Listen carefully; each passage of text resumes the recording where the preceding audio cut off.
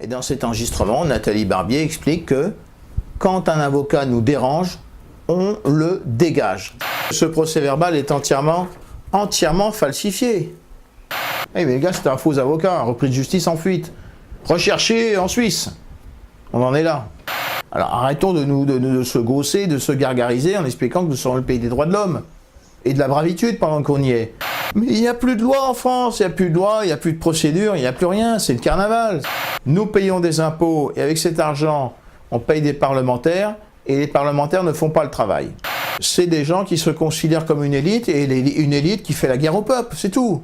Nous sommes dans un système de justice d'exception, hein, et je dirais presque même de justice de type section spéciale au sens de la loi de 1941.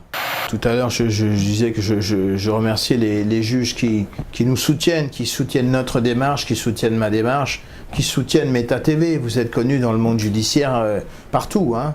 Bonsoir à tous, bonsoir à tous nos métanautes, inscrits ou pas encore. Ce soir, une émission un peu spéciale, due au fait de l'indisponibilité de Patrick, plus connu sous le nom de Tepa.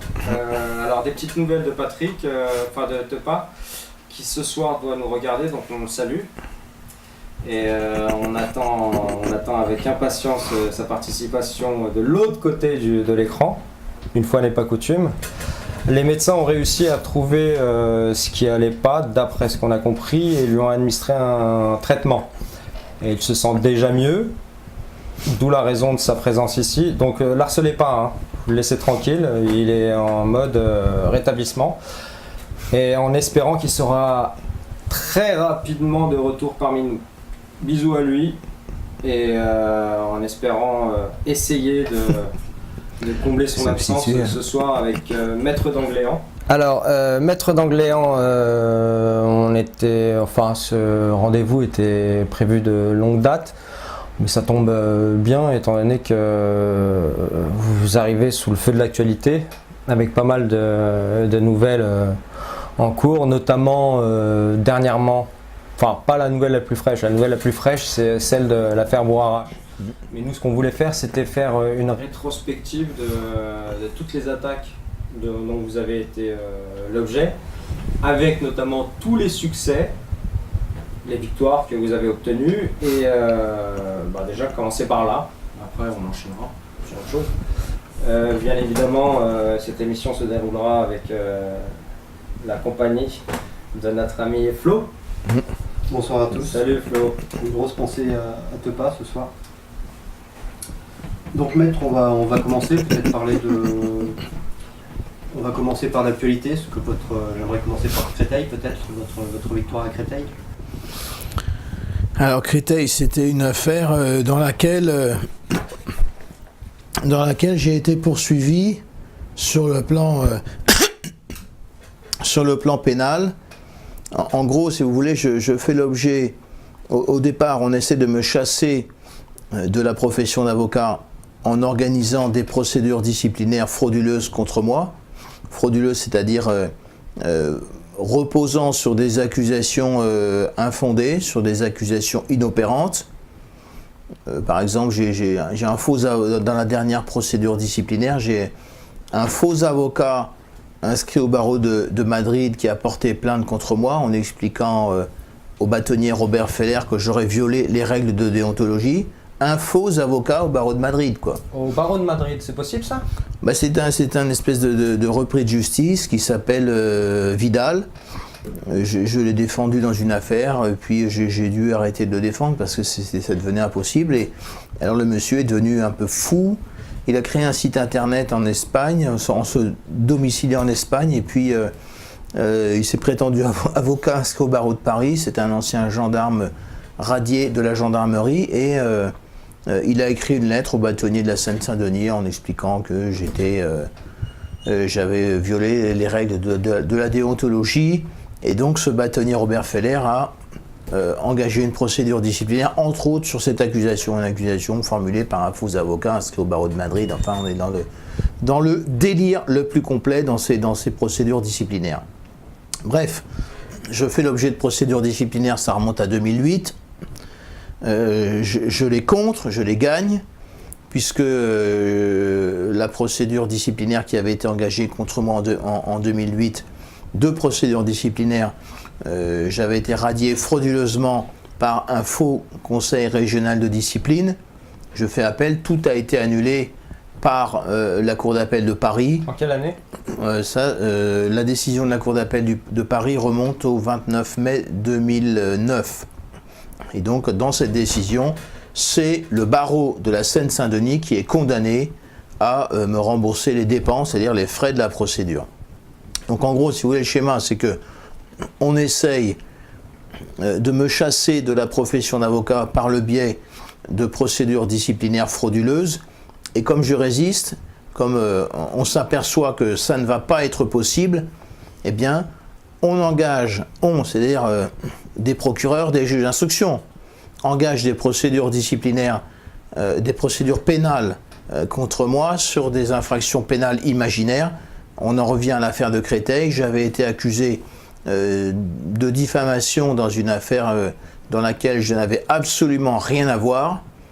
Il s'agissait de conclusions de procédure qui avaient été déposées par une dénommée Véronique Lesourd, qui est gérante d'une société Discount Moto Center qui est installée à Villejuif. Et donc elle avait déposé des conclusions dans une procédure et je me retrouve renvoyé devant le tribunal correctionnel sous une accusation d'être responsable de cette diffamation sur des écritures de procédure que je n'avais pas rédigées, que je n'avais pas signées, que je n'avais pas déposées. Et tout ça, c'est le procureur de Créteil qui est responsable de cette situation et 2 juges d'instruction. Parce qu'il y a quand même, il faut le dire, 2 juges d'instruction qui sont intervenus dans cette procédure. C'est une plainte d'une avocate qui s'appelle Danielle Lippmann-Wolf-Bocara, qui a déposé plainte donc au tribunal de grande instance, au tribunal devant le doyen des juges d'instruction du tribunal de grande instance de Créteil. Cette plainte a été, cette information judiciaire a été ouverte et conduite successivement par 2 juges d'instruction. Le premier s'appelle Joël Michaud et la deuxième juge d'instruction qui a repris la suite s'appelle Camille Paluel. Et c'est la juge d'instruction Camille Paluel qui m'avait renvoyé illégalement et irrégulièrement devant le tribunal correctionnel de Créteil sur une infraction de diffamation imaginaire. Et donc l'affaire est venue le 18 septembre 2015 devant le tribunal correctionnel de Créteil. La juge qui présidait l'affaire s'appelle Françoise Boutier-Vergès. Je suis venu avec des conclusions de nullité qui faisaient 25 pages en gros. J'avais soulevé 10 moyens de nullité. Je commence à plaider un moyen de nullité. Au bout de 10 minutes, la juge me dit stop, ça suffit, maintenant c'est aux autres de parler. Je ne pouvais pas plaider, ça se passait dans des conditions irrégulières. Je suis parti en claquant la porte, en déposant mes écritures. Et puis j'ai été relaxé, prescription, il n'y avait pas d'infraction. La procédure était entièrement irrégulière, entièrement frauduleuse.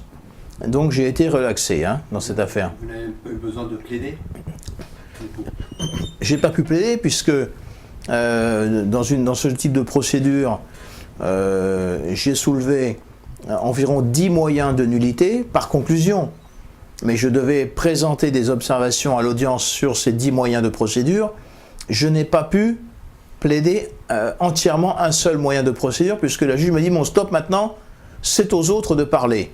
Et encore, quand je dis parler, je pouvais difficilement m'exprimer puisque l'avocat de la personne qui avait porté de fausses accusations contre moi, qui m'avait accusé devant le juge d'instruction d'être responsable des conclusions qu'elle avait signées, rédigées et déposées elle-même, la dénommée Véronique Lesourd. Son avocat s'appelle Joseph Cohen-Saban. Il est inscrit au barreau de Paris et, sauf erreur de ma part, également au barreau de Jérusalem-Ouest. Eh bien, cet avocat m'a interrompu dans mes plaidoiries en m'accusant d'être atteint de schizophrénie. Alors, il me coupe la parole. Je vous ai ouvertement accusé de schizophrénie ? Ah oui, oui, bien sûr. Il y avait des témoins, il y avait pas mal de personnes qui sont prêtes à en attester. Il me coupe la parole lorsque je plaide une nullité de procédure. et il m'accuse d'être gravement atteint de schizophrénie. Alors, il n'est pas docteur en médecine, il raconte n'importe quoi. C'est l'avocat Joseph Cohen-Saban. Et alors là, je regarde la présidente Françoise Bouthier-Vergès et je m'aperçois qu'elle approuve comme ça, avec la tête. Elle approuve et elle estime qu'effectivement, je serais atteint de schizophrénie. Alors, c'en était trop. Je leur ai dit, bon écoutez, moi je dépose mes écritures et je pars. Je ne reste pas, je continue pas à plaider dans cette juridiction dans laquelle on ne respecte pas les droits de la défense, on ne permet pas aux personnes mises en cause de se défendre, et je suis parti. Je suis parti gentiment sans faire d'esclandre. Bon, j'ai gagné prescription, je suis relaxé, l'affaire en est terminée, sauf que ils ont fait appel, bien sûr. L'avocate, la personne qui a déposé plainte s'appelle Danielle Lippmann Wolf Bocara. Elle est inscrite au barreau de Paris. Et puis son avocat, c'est Emmanuel Samuel Soussen, qui est également inscrit au barreau de Paris. Alors ils ont fait appel sur les intérêts civils. Nous irons devant la cour d'appel de Paris. Et j'envisage de déposer plainte contre eux, contre toute cette fine équipe pour tentative d'escroquerie au jugement, parce qu'au fond, on essaie de me condamner dans une affaire où je n'ai absolument rien à voir. Bref, Créteil, c'est une affaire. J'ai encore, je crois, 3 autres affaires pénales qui ont été montées contre moi par plusieurs juges d'instruction. Parce qu'au départ, je me souviens aussi, il y avait la maison des avocats de Bobigny qui vous poursuivait. Voilà, au départ, si vous voulez, bon, ce qu'il faut expliquer, c'est que un avocat, pour exercer la profession d'avocat, il faut être inscrit dans un barreau. Alors ça, la profession d'avocat a plus ou moins été organisée autour des barreaux depuis de très nombreuses années. Il existe un barreau auprès de chaque tribunal de grande instance. Anciennement, les choses se passaient de manière bon enfant, il n'y avait pas de difficulté. Et sous le régime de Vichy, lorsque la France a été gouvernée entre autres par 2 avocats véreux, je fais référence à Pierre Laval, avocat inscrit au barreau de Paris en 1907, je fais référence à Joseph Barthélemy, avocat inscrit au barreau de Paris, ministre de la Justice de Pétain.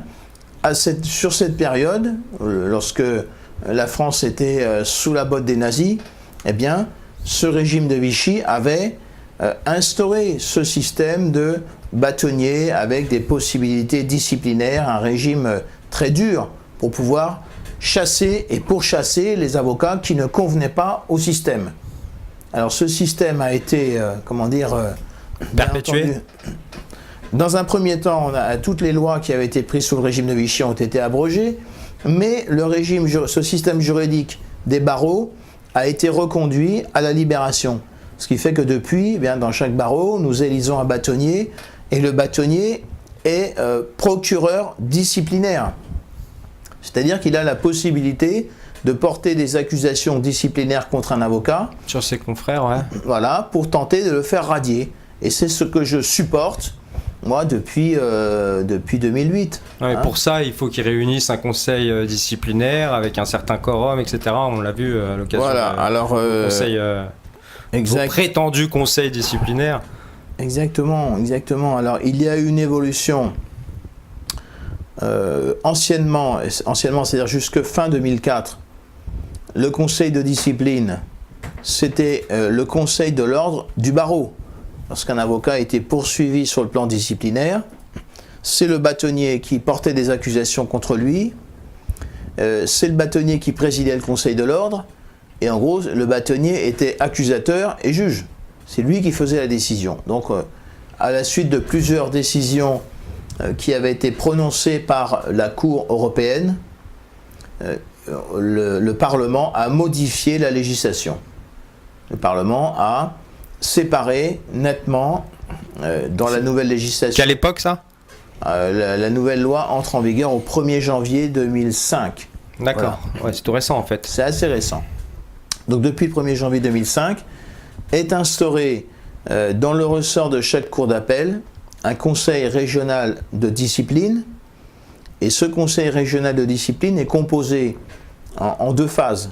Premièrement, avant le 31 décembre de chaque année, tous les barreaux qui sont inscrits dans le ressort d'une cour d'appel doivent, et c'est le Conseil de l'ordre qui prend ces décisions, doivent désigner des juges disciplinaires qui vont siéger l'année suivante au Conseil régional de discipline.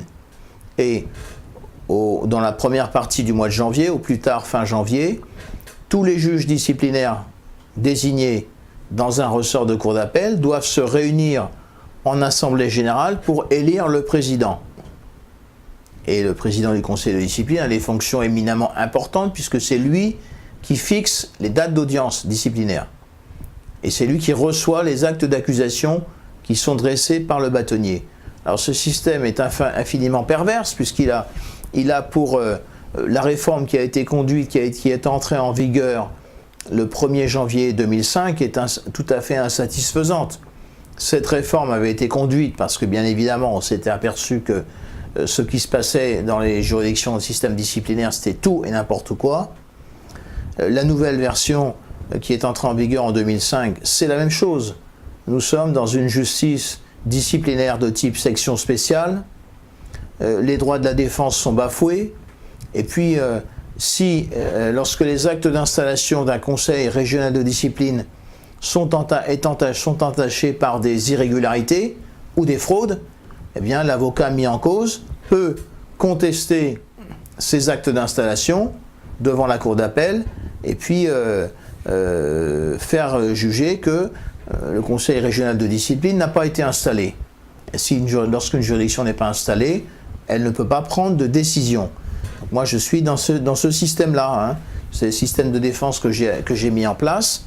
Alors dans un premier temps, je crois que c'est en avril 2008, une avocate qui était bâtonnier à l'époque, qui s'appelle Nathalie Barbier, qui est installée à Drancy, a engagé une première procédure disciplinaire contre moi, puis une deuxième procédure disciplinaire à mon encontre. Non mais pourquoi elle en particulier? Vous la connaissiez? C'est quoi? Je comprends pas là. Le problème, eh bien, je vais vous répondre très simplement. Je vais récupérer prochainement un enregistrement qui a été fait par un avocat à Bobigny en 2008. Et dans cet enregistrement, Nathalie Barbier explique que quand un avocat nous dérange, on le dégage. C'est qui, nous? Ben, nous, c'est les avocats une petite coterie, quelques 5 ou 10 avocats qui vont s'entendre pour devenir maître d'un barreau. Et lorsque des avocats, par leur façon de travailler, dérangent ces gens-là, et quand on défend un client, une personne, ben nécessairement l'avocat qui est en face est dérangé. Si on défend son justiciable correctement, efficacement, et donc très rapidement, eh bien, ils vont inventer de fausses accusations disciplinaires, engager une procédure disciplinaire pour faire radier l'avocat qui les dérange. D'accord. C'est ça le système. Donc moi en 2008, je fais l'objet d'une première procédure disciplinaire, d'une deuxième procédure disciplinaire sur des accusations toutes plus farfelues les unes que les autres. Je suis radié par un faux conseil de discipline régional le 24 novembre 2008. Je fais appel. Le 29 mai 2009, la Cour d'appel a annulé purement et simplement cette décision parce que tout était frauduleux. Alors, ce qui s'était passé entre-temps, c'est que j'avais engagé des recours contre les actes d'installation de ce conseil régional de discipline et sur 75% des juges disciplinaires qui y siégeaient sans droit ni titre parce que leur désignation était illégale et irrégulière. Notamment avec l'autonomination du fameux François Detton, il me semble. Alors, à cette époque-là, en 2008, François Detton n'était pas président du conseil régional de discipline.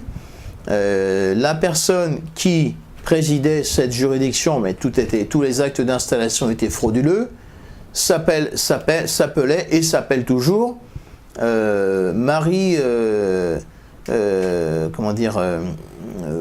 Maître Bedou Cabot. son prénom. À cette époque-là, elle était en droit de présider la commission, alors ce que vous êtes en train de dire. Alors, c'est elle, cette avocate qui s'appelle Maître Madame Bedou-Cabot a signé le faux jugement disciplinaire qui a frauduleusement prononcé ma radiation le 24 novembre 2008. Elle avait un procès-verbal qui actait son élection, mais ce qu'il faut savoir, c'est que ce procès-verbal constituait un faux criminel en écriture publique. Pour la raison suivante. L'élection a eu lieu le 28 janvier 2008. Il y a un procès-verbal qui acte cette élection de Madame Bedou-Cabot le 28 janvier 2008. Sur ce procès-verbal figurent les noms de 2 juges disciplinaires qui auraient été désignés par le barreau de Fontainebleau pour siéger dans ce conseil régional de discipline. Mais le problème, c'est que ces 2 juges disciplinaires n'ont été désignés que le 30 janvier 2008, c'est-à-dire 2 jours après l'élection. Voilà. Et j'ai les papiers, j'ai les documents, j'ai la lettre du bâtonnier du barreau de Fontainebleau qui me transmet le procès-verbal de désignation de 2 juges disciplinaires pour siéger 2 jours après le jour de l'élection. Donc nous sommes ici sur une fraude électorale d'une extrême gravité, puisque ces 2 juges disciplinaires, ils ne pouvaient pas figurer sur le procès-verbal qui a été dressé 2 jours avant leur désignation. D'autre part, ces 2 juges disciplinaires n'ont pas pu se porter candidat pour être président du Conseil régional de discipline et n'ont pas pu participer à l'élection. Tout était frauduleux. Et dans tous les autres barreaux, c'était la même chose. Sur 48 juges disciplinaires qui siégeaient dans ce Conseil régional de discipline, en gros, vous en aviez 75% qui n'avaient rien à y faire parce que leur désignation était frauduleuse. C'est la raison pour laquelle la Cour d'appel, en gros, a constaté que, certes, j'avais été radié, mais par un faux conseil régional de discipline, et dans ces circonstances, il y a eu lieu d'annuler la totalité de la procédure. Voilà. Très bien. Et concernant justement, pour rester dans le sujet des procédures disciplinaires, etc., j'imagine que vous avez entendu parler de l'affaire Joseph Scipiliti, l'avocat qui s'est suicidé après avoir tenté d'assassiner le bâtonnier là. Moi, ce que je constate, c'est que d'un point de vue médiatique subventionné, tous de Libération, au Monde, etc., ont parlé des conséquences en jouant sur l'émotionnel. Voilà, un avocat qui a essayé d'assassiner un bâtonnier sans à aucun moment parler des causes profondes. Mais il s'avère qu'apparemment, d'après ce que j'ai compris, il était l'objet d'une procédure disciplinaire. Est-ce que vous pourriez nous en dire un peu plus sur le sujet ? Alors, cette affaire relève d'une extrême gravité pour plusieurs raisons. D'abord parce que j'ai reçu une lettre je pense du directeur de cabinet de Madame Taubira ou du secrétaire général de son cabinet m'expliquant qu'on fait une enquête sur le Conseil régional de discipline. C'est une lettre que j'ai dû recevoir, je pense, en février-mars 2015. Bref, tout le monde sait bien qu'il y a une situation catastrophique et calamiteuse au niveau de 7 juridictions disciplinaires. Donc, il s'agit d'un règlement de compte, si j'ai bien compris. Nous avons un avocat qui fait l'objet d'une procédure disciplinaire et donc d'une décision prétendument édictée par le Conseil régional de discipline qui lui aurait infligé 3 années d'interdiction d'exercer la profession d'avocat. Pour quel motif ? Motif, il aurait manqué de délicatesse vis-à-vis du bâtonnier, etc. Bon, peu importe. La difficulté tient dans le fait que pour qu'une juridiction, le conseil régional de discipline puisse prononcer une décision, encore faut-il que cette décision cette juridiction ait été régulièrement et légalement installée. Nous avons un article 6 de la Convention européenne qui pose le principe que chacun a le droit d'être jugé par une juridiction installée conformément à la loi. Or, le problème qui se pose, c'est que ce bâtonnier, Henri Vanier, qui a engagé des poursuites contre cet avocat, Joseph Sipiliti, cette procédure disciplinaire, elle est engagée par un acte d'accusation qui est dressé par le bâtonnier le 24 octobre 2014. Et ensuite, le bâtonnier adresse par lettre recommandée cet acte d'accusation au président du conseil régional de discipline et l'adresse en même temps par lettre recommandée à l'avocat poursuivi. Sauf que le problème, c'est que en 2014, eh bien, tous les actes d'installation du conseil régional de discipline sont frauduleux. Il existe un procès-verbal du 24 janvier 2014, qui doit être ici dans mes documents, et ce procès-verbal, bien, acte l'élection comme président du conseil régional de discipline de M. François Detton, ancien maire de Montmorency, ami du Parti socialiste, mais le problème, et le procès-verbal je l'ai ici, c'est que ce procès-verbal est entièrement falsifié. Pour la raison suivante. M. François Detton a été désigné juge disciplinaire par une décision du Conseil régional de discipline du barreau de la Seine-Saint-Denis du 20 décembre 2013. L'extrait de la délibération est ici. Bon, mais j'ai contesté cette décision, j'ai exercé un recours contre cette décision. Et ce recours, je l'ai exercé le 16 janvier 2014. En cours est là. Le problème, c'est que lorsque l'on exerce un recours... C'est suspensif ? Eh bien voilà, il est suspensif.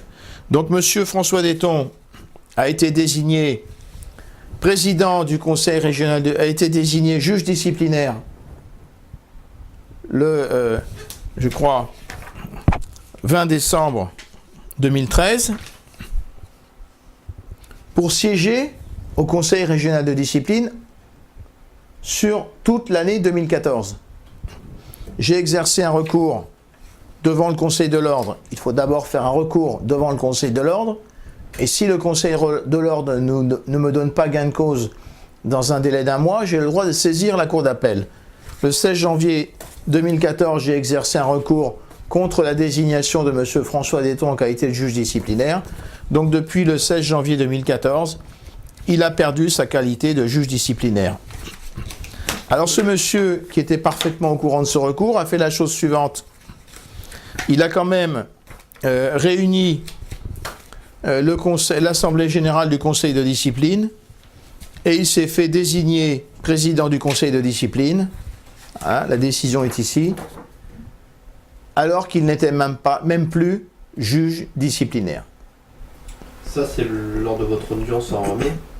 C'est exactement la même configuration que celle qui s'est produite le 7 mai 2014 devant le faux Conseil régional de discipline dans lequel ce personnage, qui ne manque pas de culot, il n'est plus juge disciplinaire depuis le 16 janvier 2014 et il a encore l'audace de se fabriquer, parce que c'est lui qui l'a signé le faux procès-verbal, il s'est fabriqué un faux procès-verbal pour se faire désigner juge disciplinaire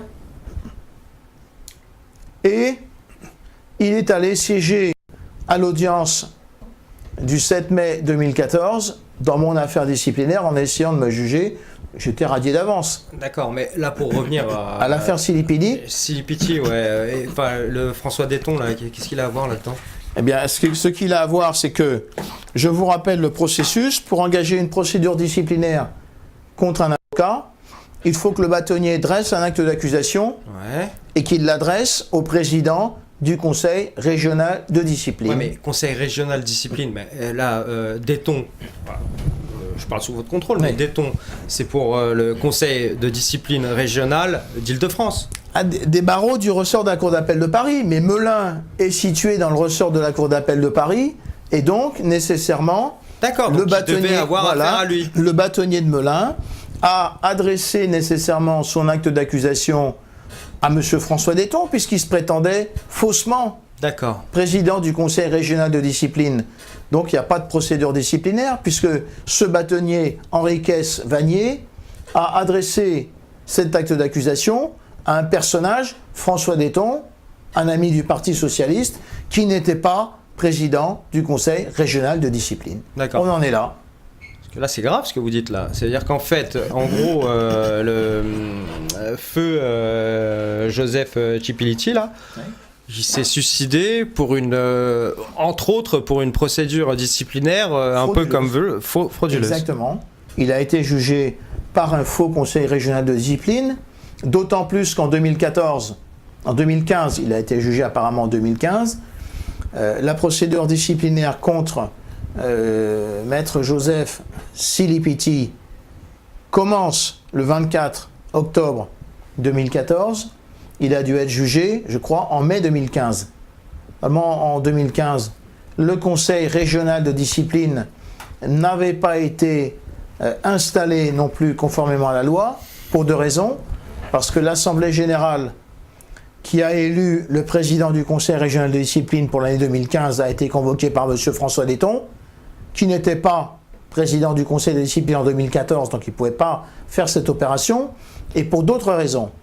Premièrement, ce Conseil de discipline comportait 6 juges disciplinaires en trop, parce que le barreau de la Seine-Saint-Denis a désigné 2 avocats en trop, le barreau du Val-de-Marne a désigné 2 avocats en trop, le barreau de l'Essonne a désigné 2 avocats, donc 2 juges disciplinaires en trop, et en circonstances aggravantes, le barreau de l'Essonne, fin 2014, avait désigné pour siéger au Conseil régional de discipline en 2015 le bâtonnier en exercice en 2014, ce qui est interdit par la loi. Donc tout est frauduleux. Et du reste, nous parlerons tout à l'heure de la Commission nationale d'enquête sur la justice. Nous avons une plainte concernant cette affaire et il ne fait aucun doute qu'un rapport sur cette affaire va être diligenté. Une enquête va être diligentée sur cette affaire. À titre personnel, vous n'avez jamais été en contact avec ce Joseph Cipillitti?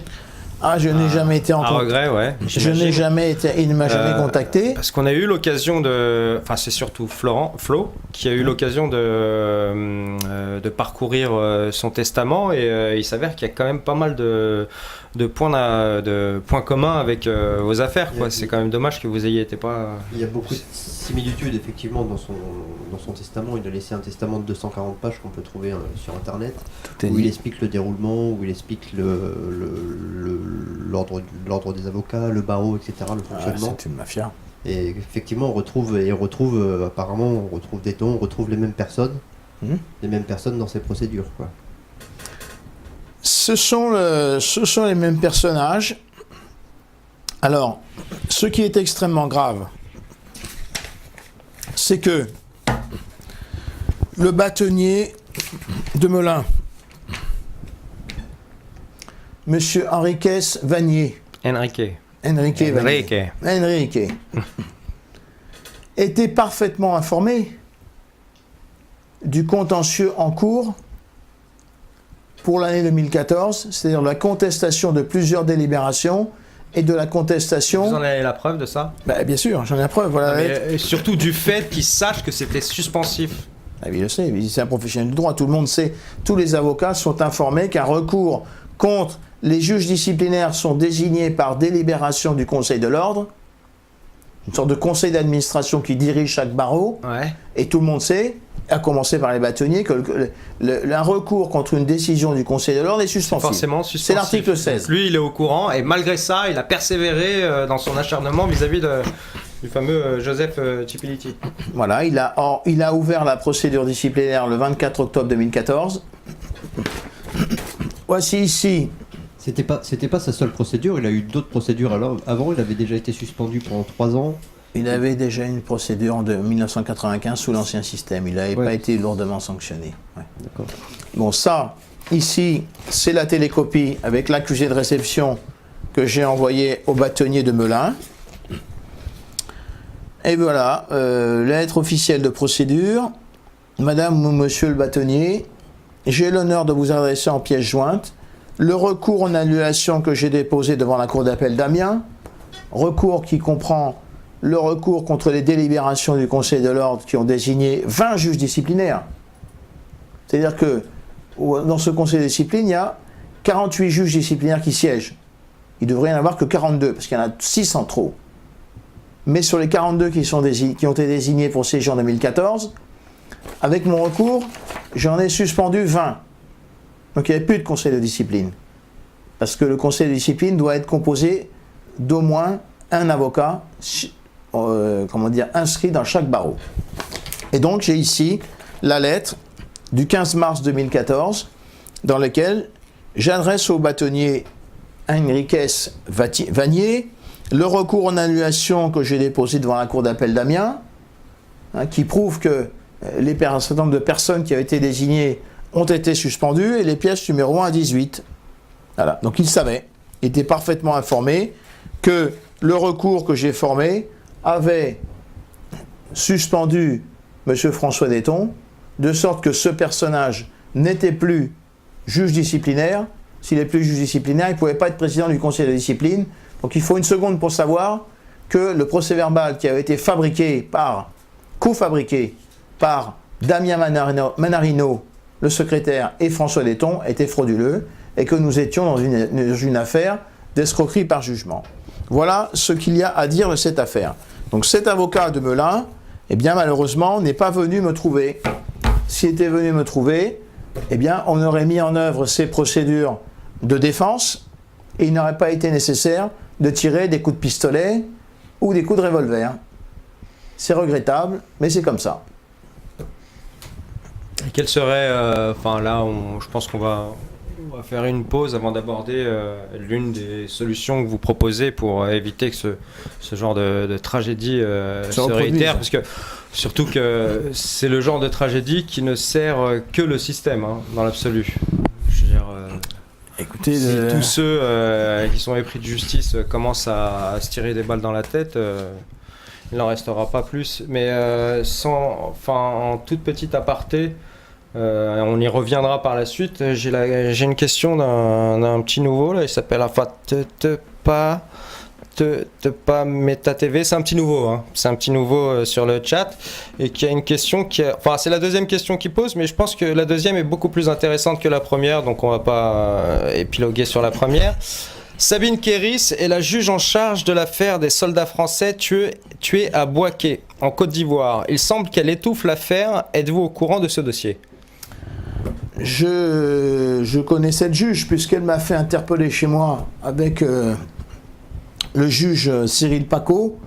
Cette affaire des soldats français, je ne connais pas, mais cette juge, je la connais puisque,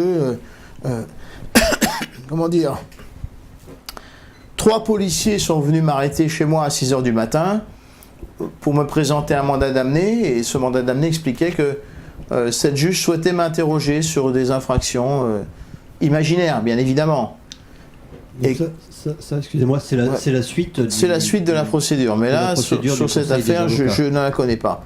La seule anecdote que je peux vous dire, c'est qu'elle travaille sur mon dossier, elle a travaillé avec un autre juge d'instruction. C'est une affaire tellement grave qui a été pendant, j'étais mis en examen irrégulièrement le 9 décembre. L'affaire a été clôturée le 3 janvier, une affaire très simple. Et c'était une affaire tellement compliquée qu'on avait désigné 2 juges d'instruction. Le deuxième juge d'instruction s'appelle Cyril Paco. Alors lui, en principe, il va déjeuner le midi dans un café à côté du palais de justice qui s'appelle le soleil d'or ou quelque chose comme ça, le soleil rouge. Et on m'a expliqué que un jour il est venu, il est parti sans payer. Voilà. Et quand il est revenu manger, le patron lui a dit écoutez, vous êtes parti sans payer, donc il faudrait peut-être payer votre repas. Et il a commencé à faire un scandale et finalement il a payé son repas. Et il a dit maintenant, puisque c'est comme ça, je ne viendrai plus. Voilà les gens qui nous mettent en examen et qui siègent dans nos juridictions. Donc on a vraiment un problème dans ce pays. D'accord, mais concernant l'affaire des soldats français. Ah, je ne la connais pas, mais quand j'ai vu comment les choses se sont passées dans mon affaire, je peux vous dire que Sabine Kéris, c'est elle qui a envoyé des officiers de police judiciaire dans un bâtiment qui bénéficiait de l'immunité diplomatique, un bâtiment qui appartenait au service consulaire marocain. Donc ça a fait un scandale avec la France. Et il n'y avait plus de collaboration judiciaire entre la France et le Maroc à la suite de la faute professionnelle qui avait été commise par cette juge d'instruction. Est-ce que vos histoires avec ces deux juges d'instruction sont terminées? Même avec, on parlait de François Molins encore tout à l'heure. C'est pas terminé puisque ces deux juges d'instruction, Sabine Kéris et Cyril Pacaud, ont signé une ordonnance pour me renvoyer pour être jugé devant le tribunal correctionnel sur des infractions imaginaires. Je suis accusé de vol de dossier, vol d'un dossier qui m'appartient. Le vol, c'est l'appropriation frauduleuse à la chose d'autrui. Et d'autre part, pour le procureur, il fallait me renvoyer devant le tribunal correctionnel parce que le vol, c'est le fait de consulter un dossier que je n'aurais pas eu le droit de consulter. Eh bien, cette substitut du procureur qui s'appelle Julie Duez, je regrette de lui dire qu'il faut qu'elle puisse analyser et comprendre, lire ou relire ce à quoi consiste le concept du contradictoire. Dans un dossier, une personne mise en cause a le droit de consulter toute la pièce de la procédure. Et moi, j'ai consulté un dossier qui m'appartient, et cette substitut sur les ordres de François Molins, cette substitut qui s'appelle Julie Duez, a requis mon renvoi devant le tribunal correctionnel pour y être jugé, sous prétexte que le fait de consulter un dossier que je n'aurais pas eu le droit de consulter, c'est un vol. Eh bien, je regrette, il faut qu'elle puisse relire un certain nombre de dispositions, lire ou relire les dispositions du Code de procédure pénale. La matière pénale est d'interprétation stricte. Le vol, c'est l'appropriation frauduleuse de la chose d'autrui. Ce n'est pas le fait de consulter un dossier qu'on n'aurait pas eu le droit de consulter. Alors, ce qui les ennuie, c'est que dans ce dossier qui m'appartenait, j'ai trouvé la décision qui était déjà rédigée par François Dayton, l'ancien maire ami du Parti Socialiste de la ville de Montmorency. Voilà la réalité. Après délibération, etc. etc. Donc, pour rappel, François Molins, on est bien d'accord, c'est le procureur aussi qui a été en charge du traitement de l'affaire Mohamed Merah à Toulouse, Charlie Hebdo, toutes les grandes affaires de terrorisme entre guillemets. Quoi. Bon, François Molins, c'est un homme du sud de la France. Il est né à Banyuls-sur-Elbs. C'est un petit village viticole qui est à côté de Perpignan. Un village du reste dans lequel il y a un fait divers sordide, puisque les fameuses disparues de Perpignan, eh bien, on en a retrouvé une découpée en morceaux justement sur le territoire de la commune de Banyuls-sur-Elbs. Bon, rien à voir avec François Molins, bien évidemment. François Molins, c'est le procureur de la République de Paris. Le procureur de la République, en principe, est aux ordres du procureur général, et le procureur général est aux ordres du ministre de la Justice. Garde des Sceaux. Voilà, garde des Sceaux. Donc moi, je suis renvoyé en correctionnel pour des infractions imaginaires sur les ordres de M. François Molins. Voilà, c'est comme ça. Leur seule raison, c'est de vous attaquer pour ces faits, pour vol de dossier? Il y a 2 ans. Au début, j'ai été mis en examen pour 3 infractions. La première, c'était violence sans ITT sur avocat. Alors, pas de chance pour eux. Dans le dossier, il y avait 2 procès-verbal, un procès-verbal d'audition de M. François Dayton. On lui pose la question si vous avez subi des violences. Réponse non. Voilà. Procès-verbal de Madame Josiane Bitton, avocate inscrite au barreau de la Seine-Saint-Denis, qui était secrétaire du Conseil régional de discipline le 7 mai 2014. Le problème, c'est qu'elle n'est pas juge disciplinaire, parce que sa désignation a été suspendue. Mais nous sommes sur des forfaitures. Et qui vous poursuit pour cette violence, par exemple? Violence sur avocat Alors, comment ça s'engage là? Cette procédure pénale s'engage Bon, le Conseil régional de discipline, c'est le 7 mai 2014. Le 8 mai, le lendemain, c'est le 8 mai. En fait, la victoire sur les nazis. Et alors, eh bien, le 8 mai, M. François Dayton dépose une plainte contre moi et il l'adresse à un avocat général à la Cour d'appel de Paris qui s'appelle Marie-Noëlle Teller. Et Marie-Noëlle Teller renvoie ce procès-verbal au procureur de Paris. Et cette plainte au procureur de Paris, c'est dans ces circonstances que la procédure a été engagée. Donc François Dayton, il a déposé une plainte sur le papier en tête du Conseil régional de discipline en se faisant frauduleusement et faussement passer pour le président du Conseil régional de discipline, alors qu'il n'est même pas juge disciplinaire. Et l'avocat, au parquet général, Madame Marie-Noëlle Teller, ça ne la dérange pas. Le procureur de Paris, Monsieur François Molins, ça ne le dérange pas. La substitut qui signe le réquisitoire pour engager une procédure, ça ne la dérange pas. En gros, c'est comme si dans une instruction, une information judiciaire, vous aviez un faux permis de conduire et que personne ne relève le fait que c'est un faux permis de conduire parce que si on soulevait le fait que c'est un faux permis de conduire, ça aurait pour conséquence que la personne qu'on a mis en détention provisoire n'est pas responsable et doit être libérée immédiatement. On en est là en France, un pays qui se prétend le pays de la bravitude, des droits de l'homme et des citoyens. Voilà la situation déplorable à laquelle nous sommes confrontés. Donc moi je suis dans cette situation. Eh bien, à la suite, celui qui est responsable du fait de me renvoyer, le premier responsable du fait de m'avoir renvoyé devant le tribunal correctionnel le 26 novembre prochain, la 14e chambre du tribunal correctionnel de Paris, c'est M. François Molins, puisque c'est le procureur qui prend des réquisitions pour engager une procédure pénale, une information judiciaire contre quelqu'un. Il faut d'abord un réquisitoire, c'est-à-dire un acte dressé par le procureur du tribunal dont il s'agit ici à Paris. Dans cette affaire, le réquisitoire a été signé par Madame Sophie Duez, qui intervenait sous la responsabilité de Monsieur François Dayton. Et je précise que cette personne, cette substitut du procureur, Madame Sophie Duez, dans son réquisitoire, avait requis que je sois immédiatement placé sous contrôle judiciaire avec interdiction d'exercer la profession d'avocat par les juges d'instruction, ce qui est interdit par la loi, mais ils l'ont fait quand même. D'accord, très bien. Je pense qu'en fait c'est le bon moment pour faire une petite pause et par la suite on abordera d'autres sujets, notamment sur la création de votre fameuse commission. Cette fameuse commission nationale d'enquête sur la justice à laquelle j'invite tout le monde, y compris les magistrats et les procureurs. Inscrivez-vous, vous n'êtes pas dans les statuts. Dans les statuts de cette association, il y a une particularité. Il y a une liste des noms des personnes qui n'ont pas le droit de s'y inscrire et qui n'auront jamais le droit de s'y inscrire. Ce sont les gens qui ont commis des infractions dans toutes ces opérations. À part ça, tous ceux qui souhaitent s'y inscrire peuvent s'y inscrire. Très bien. Voilà. À tout à l'heure. Tout de suite, à tout à l'heure.